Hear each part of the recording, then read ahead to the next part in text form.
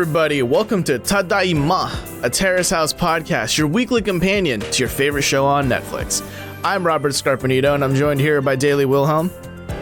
調子はどう?私はデイリーです. Jack Cepeda. Irashaimasa. Hey, everybody.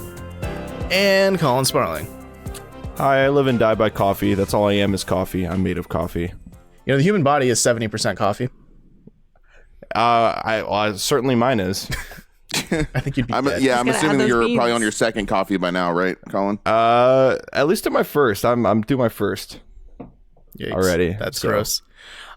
So on today's episode of Tadaima, we're going to be doing a deep dive on the hosts, on the six panelists that intercut the episode and give us their amazing thoughts on boobs a lot of the time. Really, like, there's a lot of that. I mean, you're not lying. But yeah, Sometimes over and a over little again. uncomfortable, but simultaneously, I think it's important information, guys. yeah, just like the truth, it spills out. Central to the storyline of Terrace House. So yeah, we're gonna do a deep dive on them. If you don't know, they're actually pretty famous people in Japan who have done things beforehand. Like, this isn't their debut by any means. And Jack and Colin have just done amazing amounts of research, and they're going to elucidate. So much. Yeah, elucidate all of Peer-reviewed, that beautiful empirical, yeah. information to us. So I'm gonna turn it over to you two. Fight for the mic. All right. Do you want to go first, Jack? No, I want you to go first. You want me to go first? Yep. Okay. So after doing, absurd amounts of research, as in IMDb pages, Absurd. so I looked into first off Babazono, who is the host that sits all the way to your left. She's usually very stylish. There's been quite a few times where she wears like a lot of crew necks from like American universities. She was rocking an Ohio State sweatshirt one day. Shout out to my alma mater. But a lot of people refer to her as, I believe we're talking about it, but like as being very quiet, right? She's like the quiet host. She doesn't talk a whole lot. Yeah, And she kind of doesn't. yeah, and kind of thinking back of with all the Terrace House that I've seen, she definitely does not talk very much. I can't honestly think of a really notable quote from her or anything like that. I mean, can you guys? Well, I do remember when she speaks. It's usually a pretty good stinger. I just don't remember. Like, it's not memorable, but it's kind of like, Yeah. oh, you're right, kind of stuff. Yeah, I remember like maybe once or twice where she came in pretty hot with like a sick burn or something. It's just like, oh, zing, that sort of deal. But like going through the list of the stuff that she's acted in before Terrace House, there's a lot of stuff, and the common trend you're going to notice here as we talk about these hosts is it's a lot of stuff that's exclusive to Japan that you're not, like, no one really outside of Japan is going to know, unless you're like VPNing over there or whatever. And the funny thing is too is there's just not a whole lot on Google about any of these shows either. So I think that just kind of comes with the territory. But to name a couple, so there's one called Good Partner, The Invisible Lawyer, and I'm really curious if that's actually about an invisible lawyer. Is she I mean, the I would invisible watch lawyer? this. I would watch this. Yeah. I wouldn't Yeah. turn it off immediately. Yeah, and then Trouble Is My Business Too. Don't know if there's a one. I love the names of Japanese media. Yeah. They have a true talent. And if something doesn't have Doki Doki in it, my question is why? Actually, as soon as you said that, I looked at one called Soda Doka ni Iko. There you go. Yeah. But then one of the common trends I found on some of these IMDb pages is a show called Gakincho Rock. I don't know if you've found that at all, Jack, but I've noticed that at least Babazono and Tokui, who is the male host, I believe, just right of Babazono, if I remember correctly. Is that Sitting right, on the guys? floor. Yeah, sitting on the Yes. floor. They were in that show together. Ah. Yeah. So I'm guessing that had a hand in whether or not they got on the show together, or on Terrace House rather. But did you see that show in any of the credits for you, Jack? No, I mean, I was Okay. I was focusing just very secondarily on the shows they were in and stuff. So let me ask you, do you have anything like in terms of vital statistics on Babazono? Like, is she the middle in age of the females on the panel?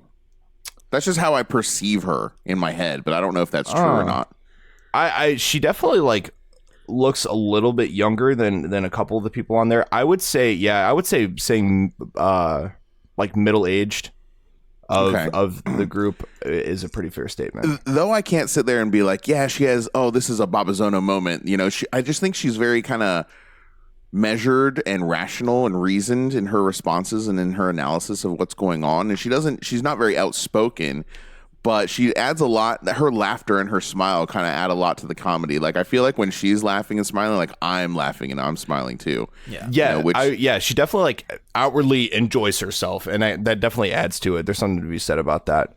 But kind of going into Tokui stuff. Tokui is a pretty well-known for comedy in Japan, and like again, there's not a whole lot of stuff that we were gonna know outside of Japan. Other than Terrace House. But some of my favorites that I've read through is it's not that I can't get married, I just don't do it. Is that like a stand-up special? Because it sounds like him. Yeah. Actually, it's a TV miniseries. It's funny. Okay. Yeah. And Impossible Love, and then obviously another Gakinsho Rock, and then there's another one called YYY, but it's like WAI. Oh. Yeah, and it was a TV series. But for the most part, like, yeah, just like a lot more exclusive stuff from Japan. Tokui is definitely like an older guy in the group. He was born in 1975, so that makes him like 43 years old. Yep. But he's also like he's a pretty big pop culture icon. He even makes references during the commentary in the show where they're like, oh yeah, there's like billboards of him, or like, you know, people stop him in the street. So he's obviously explosively popular in Japan. Mm-hmm. Yeah, I was wondering if he had any writing credits, because he does those long drawn out, like, and then they would do this, and then they would look at each other. Yeah, seriously. And then tears would well up in their eyes. He's got some improv, either that, or writer experience. He's got some sort of experience there that allows him to just throw that stuff out there. It's really impressive. Yeah, I'd figure that comes maybe from his comedy background, because, you know, there's a lot of comedians that were like more than half of your stand-up routine is telling a story, right? And he kind of evokes that same kind of talent where even though he's playing with like 2 or 3 characters in a scene, you can still tell when he's playing a different character, you know, like when the way he talks, the way he moves, the way he emotes. Yeah, for sure. His storytelling is definitely the biggest value add, I think, that he brings to the whole experience in the group. I don't know where he gets like this imagination, like paint these images. So like the part where he's talking about Noah and Amayu, that storyline was hilarious. That situation where he's like, look at the clock, and then it'll paint down and Noah's tied up and it's 3 a.m. like that whole thing, right? Like, yeah, I was like almost on the verge of tears, like laughing at how funny that scenario was. But I also love where he'll sometimes get embarrassed. He'll get called out by the females on the panel too, and he'll be like, yeah, I guess I am a little too worried about this 22-year-old girl's love life, and I'm 43 or whatever. He's like, wow, is that really the kind of guy I am? He like questions himself. It's really funny. And I love just how like outspoken he is, but he's just really honest. Between, I believe, him, you, and Yama, they're probably the most vocal out of the group, I would have to say. And I often think that Tokui comes across as a little bit of the ringleader. I feel like he's kind of leading the commentary a lot of the times. Most of the time when they come back to the commentators, I'm expecting him to be leading the discussion. Interesting. He tends to have one of the first reactions. I mean, you'll see him like pulling out his earbuds, like, oh, I can't believe that happened. You know, I never thought of it that way, though, in terms of like a hierarchy. Like, who is the leader of the panel? I always thought of them kind of like flat in a way. Right. Yeah. I mean, I wouldn't say like he's the clear-cut leader, but I feel like he does lead quite a few of the discussions when they do cut to the hosts. Interesting. Yeah. If we're talking about leading, I think it's you and Tokui that lead the most, I guess, in-depth, like actual analysis, armchair analysis of the people. But it's kind of nice that even though they get analytical, they can still play ball very well. Like once Yama starts like rolling the ball about making jokes, those two are at bat and they always score a home run. Oh yeah, totally. I'm going to talk about it later on the Yama channel. So, Jack, do you wanna talk a little bit about the people? Yes, and so I was taking over, kind of doing research on Tori Chon, one of my favorite members of the panel, and so her name is, and I'm going, just like full disclosure here, I'm going to butcher pretty much every Japanese pronunciation here, so prepare your ears for that. So you're gonna do Reina Trendle, or Tori-chan, is a fashion model. She sits on the central couch there, kind of to the right of you. And did we skip over you? Well, I was just throwing it to you. I was going to come back to her. Oh, okay. Yeah. Oh, so should I go and keep discussing Trendle, or? Yeah, go ahead. Yeah. Okay, fine. Okay, yeah. So, and so she's basically known as like a model, an actress, a torrento in Japanese, which is basically someone who is a talent, and essentially it's someone who's famous for being famous, which I think is interesting. And there are a few people like that, parallels and analogs in American culture, but I feel like it's more prevalent in Japanese pop culture anyways, to have people that are just famous just because they're famous. You know, they were in one thing one time and then they expand out, and that's kind of how they're known, just for kind of being on these kind of panels and being on these like kind of cooking variety shows, etc. So you're saying she's a Ryan Seacrest type? Kind of, in a way. I mean, because she's so her talent's just so spread out across different things, right? So she's not really like pigeonholed as one thing. So I think that's a good thing, right? Yeah. So Tori-chan is what I like to call her. That's what they typically call her. But she was born in Vienna, Austria. Her father's German. Her mother's Japanese. She also has a sister named Luna. She was born in 1992, January 23rd, so she's 26 now. Living in Tokyo, and she's been active with Terrace House pretty much, I think, from the beginning. She does take some breaks from here and there just for business, and it's kind of like a scheduled thing. It's always funny when Tori-chan isn't there, because that tends to be when the other members of the panel seem to misbehave a little bit more and get a little bit more raunchy. So she's kind of like, she's the youngest female, at least I think she's the youngest female on the panel, and she seems to be the one that people want to behave for the most. Yeah, they make her out to be like the quote unquote pure one, I guess. She is. They're like, oh, we don't want to get, ruin her purity, so to speak. Right. And she has like, that's what makes it so interesting, right? When she does come up with a reaction or a reflection on a scenario that you don't necessarily expect, right? I think that's pretty interesting, because she does have like a little bit of an evil streak in her. A little bit. It starts to come out here and there. Yeah. But she is like, I guess like her typecast is she's like the innocent, pure, noble woman that don't say anything too gross around her, and she does tend to give side eyes to the guys when they do get a little bit out of line.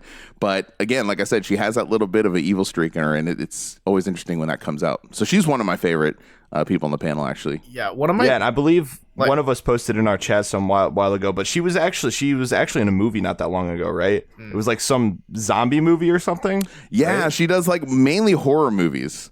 I don't have any off the like to reference right now, but she has been in a bunch of movies, and some of them are like zombie related. I mean, it's pretty funny. For whatever reason, zombie movies in Japanese schools is basically like its own genre. There's just so many of those, or any kind of a genre where high school kids are shooting themselves or killing each other, or all kinds of stuff like that. Like gun violence in Japanese schools is a movie thing. It's a fantasy. Yeah. Not so much the case in the U.S. Well, but I mean, just overall in Japanese media, like almost anything happens in a high school. Yeah. Yeah, there's so much like superheroes, but in high school. Compulsive gamblers, but in high school. Yeah. And also, I mean, even in their commercials on TV, they will just straight up show high school kids shooting machine guns to sell a cell phone game. Yep. It's like a normal thing on a Saturday morning. Yeah. So, and I just wanted to speak to you mentioning her like she's both innocent but also has an evil streak. Like my favorite moments with her are when she does give the side eye, especially to like Yama or Tokui because they're getting a little too raunchy, because that's like the perfect mix of like she's scolding them for spoiling the innocent child, but she's also the innocent child. You know, it's like this weird dynamic where it's like, you can't talk about that shit in front of me. You know that, right? You guys are so gross. That's what it sounded like in English. I can't remember what season it was, but someone just brought up like the word meat, and then like I don't know, there was like a double entendre there, and she was like starting to turn red and stuff. It was like if like someone was just saying the word moist a lot. Oh, something like that. Yeah. To be fair, most people don't like that word. I've calloused my soul to that word, so it doesn't affect me anymore.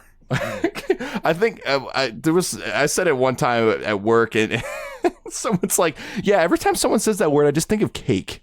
And I'm just like, "Oh, okay, yeah, that works for me. Sure." All right. So I'm gonna go ahead and talk about you. Yes. The reason why you talk about you. You're talking about me. You. I'm talking about you. Wait, and who? Me. Who? Let's talk about you and me. All right, so guys, we can't make that joke for the next year. Okay. We blew it. Now, sorry. Yeah, that was it. That was the one shot. We blew it. Who we talking about? So I wanted to talk about Babazono and Tokui to kind of together since I had that connection in Gakkensho Rock. But I wanted to come back to you because she's one of the she's has an interesting career, and it's reading through it. It's very reminiscent to Paula Abdul to me. Because she was like a big singer-songwriter in the 80s. She had like a big single as a solo artist called Chotodake. And then in I think 1988 she formed her pop group called Fairchild, which somewhere in the depths of the internet we were able to find a music video from that time, and it was it's wild. If you know vaporwave aesthetic, that's like vaporwave aesthetic before vaporwave was the thing. And there's a strange amount of garbage in that music video, and I mean that literally. Literal garbage. Yeah, literal trash bags. Bags. Yeah. But yeah, and then apparently from there she's started in a lot of TV shows. Not much for movies, it seems too much. Except for Nobody Knows, which was apparently she got nominated for Best Supporting Actress in 2005 at the Japanese Academy Awards. Yeah, she played an absent mother role. But I think that was like her biggest role she's ever taken. But I think she's mostly known for her music because it seems to take up a lot of the articles and stuff that I've read about her. She didn't actually start starring in movies until about the mid-aughts. Yeah. Before that was on music. I guess that if you had to say someone was the de facto leader of the panel, I guess you'd have to say it's you just because she's the first voice you hear for every episode of Terrace House. That's fair. She says "Konbanwa." She does the whole spiel at the beginning, describing what the show is, what it's going to be, what we're going to see. And so she is kind of the Leonardo to their Ninja Turtles. I didn't realize Leonardo was the leader, so what? Now I know something new. You know what? You would have known that had you listened to my Ninja Turtles rap. So, pending. Episode 21 of the Tiniest Podcast. Check it. Yeah, just be thankful you weren't there for that. Please tell me that that's the episode number. It is, because that was oh my gosh, you knew that. No, because it was the episode we did a drunk cast because we turned 21. Okay. All right, we might have to revisit that. Anyways, yes, so listen to Ninja Turtle raps daily and you'll understand the hierarchy, the tyrannical patriarchy of the Ninja Turtles. Tyrannical patriarchy. As compared to you being the tyrannical leader of the hosts on Terrace House. Who, me? Sorry. Leonardo, yes, the patriarch of the Ninja Turtle clan. That's some Yakuza ass shit right there. So to throw the ball back to you though, seriously, Daily, like what are some of your thoughts on you, the woman? Yeah, you, not you. You. I love you. She's great. No, she definitely feels like the leader in that A, she is the first voice that you hear, but B, I feel like whenever anyone's going on a tangent, she is the one that kind of shuts it down or encourages it to go further. People seem to kind of defer to her ruling in a way. But even though she like seems to be kind of more on the side of like she'll allow kind of raunchy things to go. I feel like she's the most balanced take on things in that she's on both sides of the spectrum where she's like wants to protect Tori-chan's like innocence and has that view of like, well, no, I think a girl would be thinking this, but also allowing, you know, Yama and Tokui to be weird. But she does bring in like experience, I think, is part of it. And I think that's a huge part of the value to the hosts on Terrace House, because like they have the experience of going through love and friendships and breakups and kind of bringing their own thoughts into that. Totally. And I think that her and you and Tokui, rather, they are always the ones that at least I find personally, I echo a lot of reactions that I have to things that happen in the show. Like, it's funny when they cut to like the hosts and then use this like kawaii and like just like really into what's happening, and then they cut to like their reactions of like certain events, and like Tokui will jump out of his seat, or you'll be like, oh my gosh, she'll like flinch because something just happened like crazy in the show. I definitely feel like they're like what's the word I'm looking for? Kind of like the key for like from the audience, like they echo a lot of our reactions. They're like the thought leaders.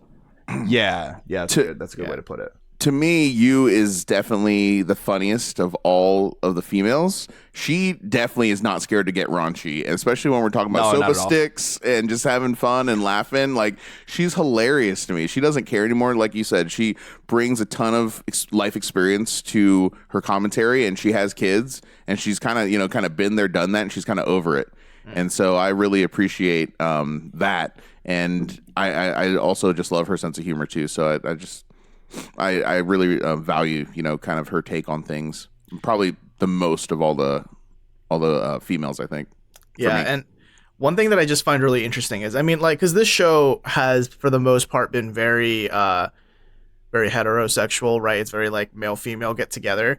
So it's kind of nice that you have the older female Yu and the older male Tokui, where they both kind of like provide the aspects of like what's a man like in a relationship, what's a woman like in a relationship, because that's a great way to get over that pretty consistent hump of, like, men are from Mars, women are from Venus, like they're never going to understand each other. So at least let's have two experienced people that have been on both sides of that coin see what they say on the show. Mm-hmm. Mm-hmm. Awesome. Yeah, I guess we should probably continue on down the couch there. And we already talked about Tori Chon, so we're going to skip over her in the fourth position. We're going to skip all the way to the fifth chair, the rotating fifth chair. It's kind of a famous position within the panel of Terrace House, within the pantheon of the show's history. And so this is a person that's usually sitting on the floor to the right of Tori Chon, if you're looking, and it's typically filled with a young male idol that is popular at the time of the airing of the episodes.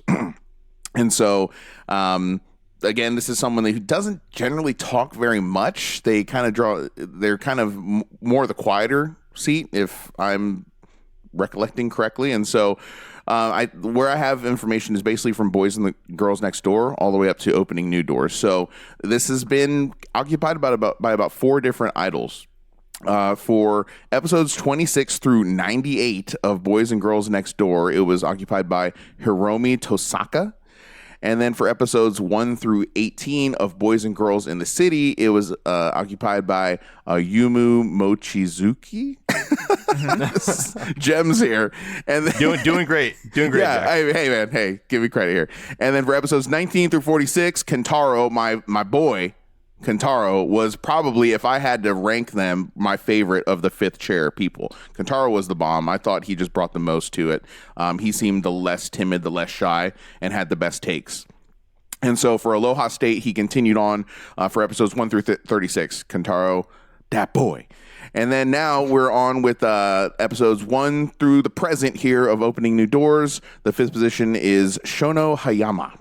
And so really, they're typically in their early or late teens, I should say, to early 20s is about as old as they get. Anywhere from, again, like age 18 to 21. I think Kentaro was 21. And, they've been in just various movies and music ventures. And so some of the movies here to reference here.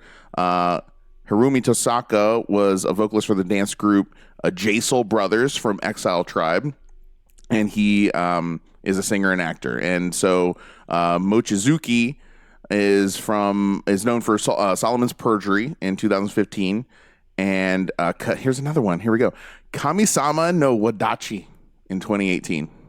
These are some intense names. Everything in Japanese is intense sounding to me. So yeah, I mean, like what was it? Solomon's Perjury? That's like some edge right there. I know, dude. I know. Is it like a band? Yeah, is it like a legal drama or what? So okay. Exile Tribe. Like, damn. Yeah, so Kentaro, he was on Lock on Love, Thicker Than Water, and Demikin. And Shono Hayama looks a little bit too much like Yudai for me to... Yes. Yeah. I think I know what you're talking about. This. Yeah. Yeah, and so he's known for After the Rain, 4-season story, Japanese Girls Never Die, which is the best. It's funny. When you mentioned his name, I couldn't really... I've seen all of Opening Your Doors, and I couldn't put a face to the name. And then when you said he looks a little like Yudai, I was like, oh, yeah. Yes, a little bit too much. Yeah, it only occurred to me when I was doing research for this. And the people Jack is talking about, it's nice when they do speak up, because they usually do a pretty good job in rooting. Basically a lot of the romance that happens, they give the hot takes from a young perspective, which is I'm assuming while they're there.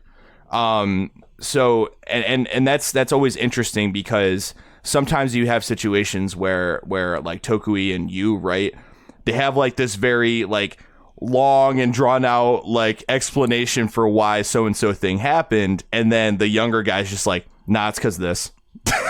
Yeah. Yeah, it's interesting, because I think they are there to give that, young male perspective, and that's oftentimes what's causing, conflict or excitement in the show, is because it's like, what is that guy thinking? Right. But they don't always speak up in order to communicate, oh, this is what they're probably thinking. And I wonder if that's just because the dynamic between the rest of the regular hosts is always already so well established that they feel like maybe uncomfortable to intrude into that. Right. And, I'll say that because of how quiet the fifth chair generally is, they're usually my least favorite person, of the panel, just because I always forget about them. Uh-oh, ding ding. Moshi moshi. You won the prize. Whoops. Yay. Moshi moshi. Is that a hierarchy kind of thing? I'm not is sure. that a cultural kind of thing? Why they're quiet? It could be a cultural thing, and I'm sure Daly will have more to say on this, but I think it's because he's younger that it's like a respect thing. He doesn't want to speak out of turn. Daly can... I definitely think that's kind of the situation, because even I think all the younger folks on the panel don't speak up near as much as the older members, and part of that is because it's like you're kind of deferring to your elders, and simultaneously, he's maybe not in the most comfortable of places. Everyone there has some comedy experience, or at least experience with each other, so it's harder to speak up. Yeah, and with comedy comes improvisation, right? And analysis, and looking at the world kind of differently. Not so much a skill that you develop in idol singing. Yeah. You can't just sing on the panel and get away with it. I mean, I don't know. Maybe there would be a certain demographic to be looking for that, but not me. Jack, why don't you take us home and tell us all about that last man on the panel? Okay. Oh, man. I love this guy. Where do we go from here? And so this is the panel member that I don't know if this is a good or a bad thing, but I personally identify with this person the most. So Ryota Yama-Soto. He's a comedian. He's got a YouTube channel, Channel Yama, and he's on the rightmost of the panel. So if you're looking at them, he's the guy all the way on the right on the floor with the glasses. He typically has some really poppin' fashion going on, some really loud shirts, collar shirts, and he don't give an F. And he's just there to watch the whole world burn, essentially. And he wants to introduce chaos, and just all he cares about is his own entertainment. and making sure that it is high at all times and nothing boring happens and at anyone's expense on the show. And so I hate to say it, but like he keeps things very interesting. And so I do identify with like, you know, keeping the ball rolling, I guess, so to speak. So he's a comedian, he's a narrator and a radio personality. He's known for being a member of the comedy duo Nankai Candies with Shozuya Yamazaki. And they reference the Nankai Candies a lot, actually, on the show, as you'll see in the episodes. So he's also well known with the nickname Yama-chan. And so Yama-chan, he's also a graduate of the 22nd class, Osaka branch, school for new star creations. It's a school for comedians. So that's kind of like a thing like, wait, they have a comedian school now? I didn't even realize that was a thing.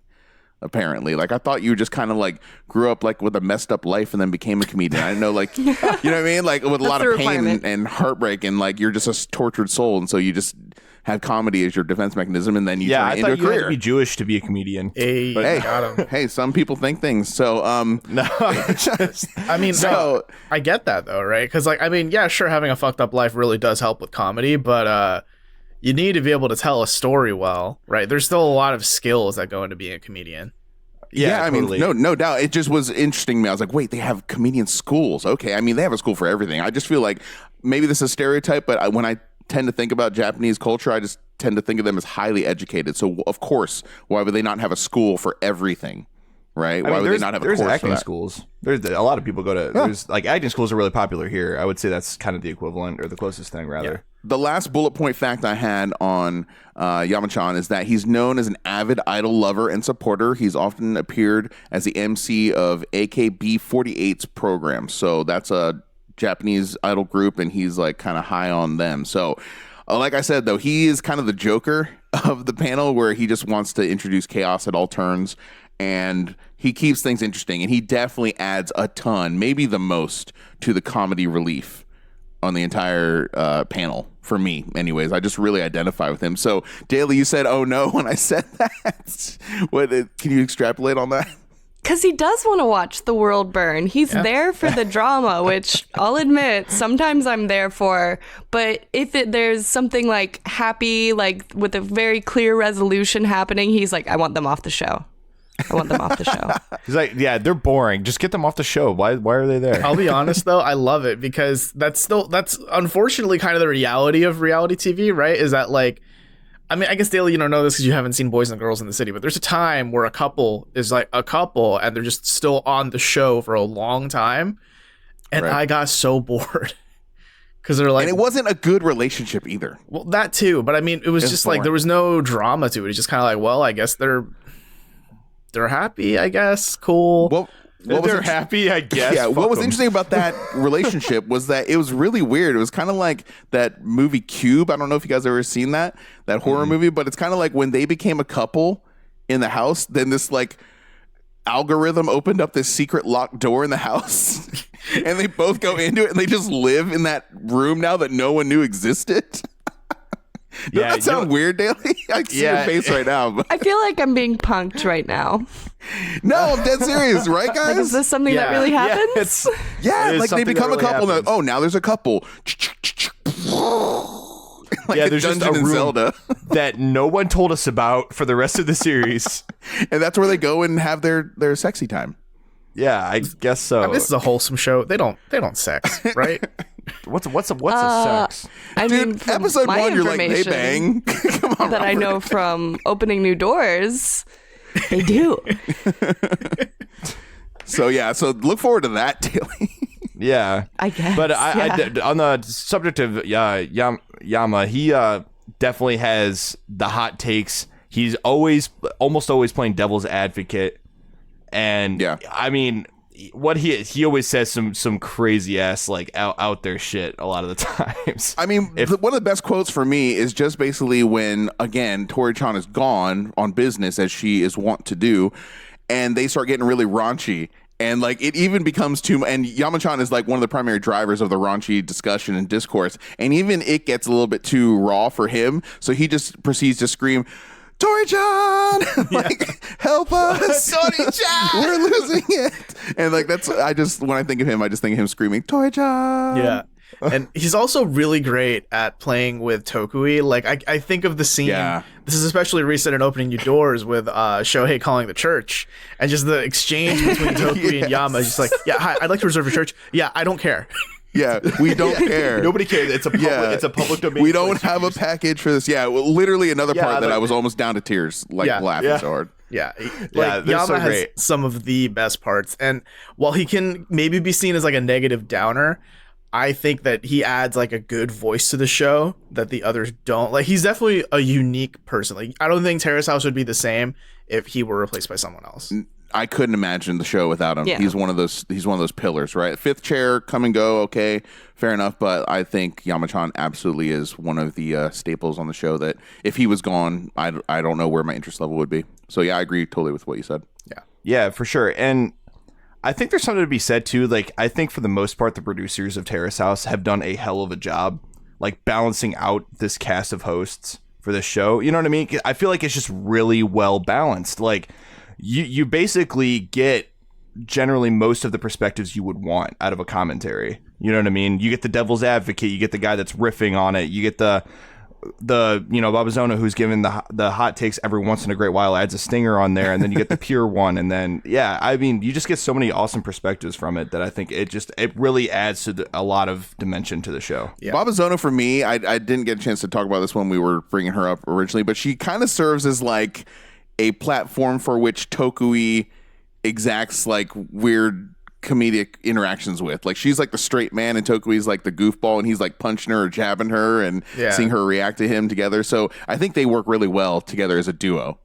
And that might and I think that comes from them knowing each other for so long. Exactly. Yeah. It's like a big brother, or little sister kind of thing, right? Or vice versa. I want to end the show with one final question around the table. We've talked about all 6 of the hosts. Well, I guess 5 plus 4. Which one is your favorite? And I'm going to start with Daly. Oh man, that's hard. That's like picking your favorite child, which I can easily do. It's you. Hey, thank you. It's me. It's me? Yeah. No, it's you. No, you is, again, also, like, she's just like such a balanced take, but at the same time, she says the kind of like snide comments that I feel like I want out of the show, because everyone wants to be pretty optimistic about things, but sometimes she'll be like, oh no, he's only thinking with his downstairs brain, or like even like kind of raunchy stuff like that. And it kind of surprised me at first, because I was like, I thought this show was like going to be entirely pure and they're just talking about feelings. No, we're going to get real. And I feel you is the one that will be the first to get real about what people are actually thinking and feeling. Mm-hmm. Jack, who's your favorite? Like I said, man, it's got to be Yama-chan. He adds a lot of spice to the conversation, and he just makes me laugh. And so even it's kind of like he's the villain too on the panel, and so he's the victim or the receiving end of a lot of Tori-chan's side eye, like we were discussing earlier. So seeing the dichotomy of Tori-chan's innocence and Yama-chan's cynicism, I guess is the best way to describe it, is a really good interaction for me. So he, to me, is the one I identify with the most. I don't know if that's good or bad, but I love that guy. Yeah, Colin, and good glasses, by the way, good frames. Yeah, it kind of looks similar to your glasses, I think. Now that I think about it. Who? You have similar glasses? I think you do.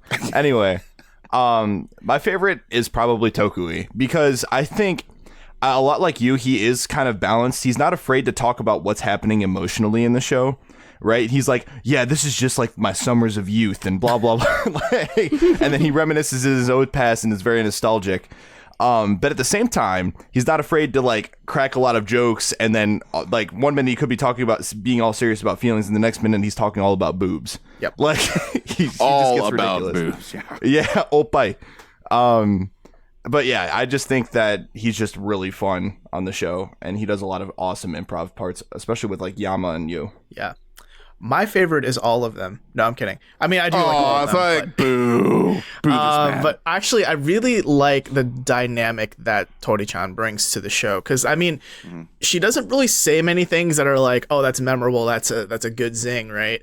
But she just by her presence, right? She creates this atmosphere where it kind of permeates through the whole discussion. Like, even when, you and Yama and Tokui go on crazy, like, boobs and dicks, am I right? Like, they still always come around to, oh, but we shouldn't. We should stop. We're spoiling the innocent child. We're sullying Tori-chan's. Right. And she always has that look of just like blushing super hard and kind of like, I'm so uncomfortable, and it's like covering her mouth, smiling. Yeah. So it's like, even when she doesn't say anything, she's always still there being extremely present, which that's hard to do, right? It's hard to be a personality without saying a lot. But the entire panel pays. The entire panel pays a lot of attention to her reaction. Yes. I feel like everyone's very concerned with Tori-chan in the room when she's there. It's funny. Right. I think that does it for us on this episode of Tadaima. Now you know a lot more about the hosts, and now those 5-minute segments when they talk, you've got a little more in depth, a little more understanding of the people behind the voices. If you enjoyed this episode of Tadaima, please feel free to review us on iTunes. It helps out a lot. We have launched just today. Be excited because on Thursday this week, we're going to be publishing a pretty quick recap of parts 1 through 3 of Opening New Doors. And we're gearing up for part 5, ladies and gentlemen. Opening New Doors part 5 is dropping on Netflix very soon, December 18. Get excited because we are. Yes. Woo. This has been Tadaima. Thanks for listening. Itadakimasu.